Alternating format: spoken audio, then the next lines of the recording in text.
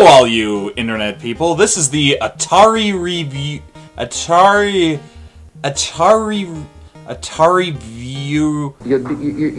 You'll be. I've got to get a better name. Anyway, I'm the guy who reviews old Atari 8-bit games. I'm coming out with a video soon that will go into the backstory of the Atari and why I'm reviewing these types of games, but let's look at a couple games first. First up is the game called Drelbs.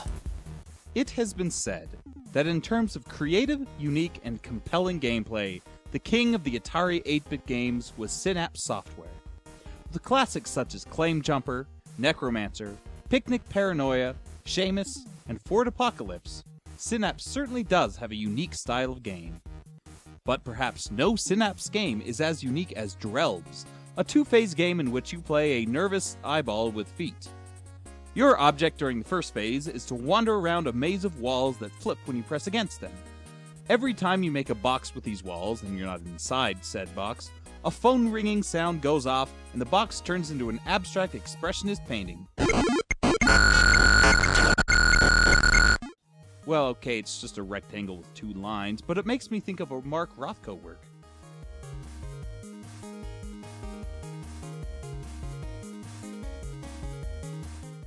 Pursuing you during this attempt to enlighten the world with a sense of 1950s artistic style were two opponents. A stripedy zigzag enemy that circled the playing field taking potshots at you that would ricochet off the walls, and an angry-looking rectangle face with a mouse like the Yip Yip aliens from Sesame Street. Yep.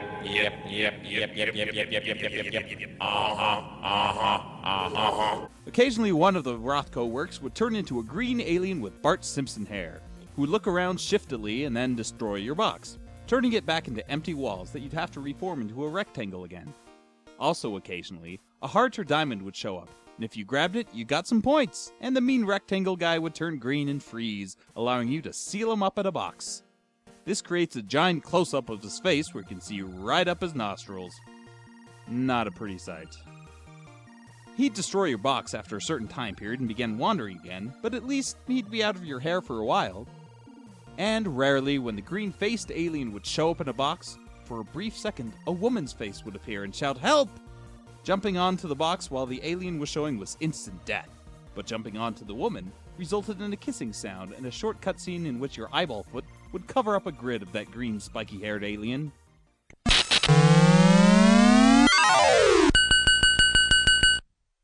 Oh, this leads me to believe that the underlying plot of this game is that classic sad tale of girl meets walking eyeball, girl falls in love with walking eyeball, girl ends up leaving walking eyeball, girl meets spiky green alien, girl falls in love with spiky green alien, girl feels trapped by spiky green alien, girl misses walking eyeball and wants to be with walking eyeball again.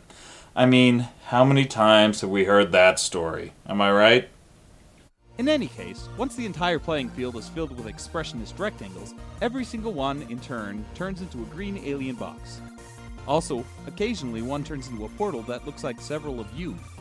Jumping onto one of these causes a jump to the second phase of the game, in which you find yourself on a black field with several frozen blue versions of yourself and that green alien again, albeit smaller this time. He starts shooting at you while you run around this field, and every time you touch one of your frozen kin, it turns purple and flies off the screen. I don't know how this game was made, but I'm pretty sure there was LSD involved.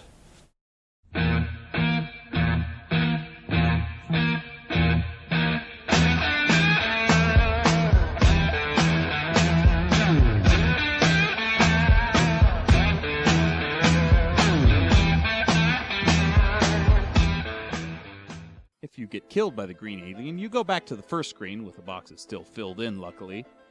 If you grab all the frozen versions of yourself, you move to the next level, which is the whole thing all over again, but with two frowny-faced orange rectangles in the first part and two green aliens in the second. Also, as was the style at the time, the colors change a bit and everything moves faster. Incidentally, the title screen features the tune Wild Writer by Robert Schumann. Drelbs is one of the weirdest games I have ever played. The graphics are fine if you don't think about them too hard, and the sound is equally demented, especially during the first stage. However, an odd concept is not a great game make, necessarily. Fortunately, Drelbs is a lot of fun too. The gameplay is varied enough with the 2 stages, and the fact that during the first stage you basically make your own maze since you create the rectangles. Highly recommended, and it probably works better if you're stoned. Note, the creator of this video does not promote or condone the use of drugs in a non-prescribed way, particularly in the case of video game experience enhancement.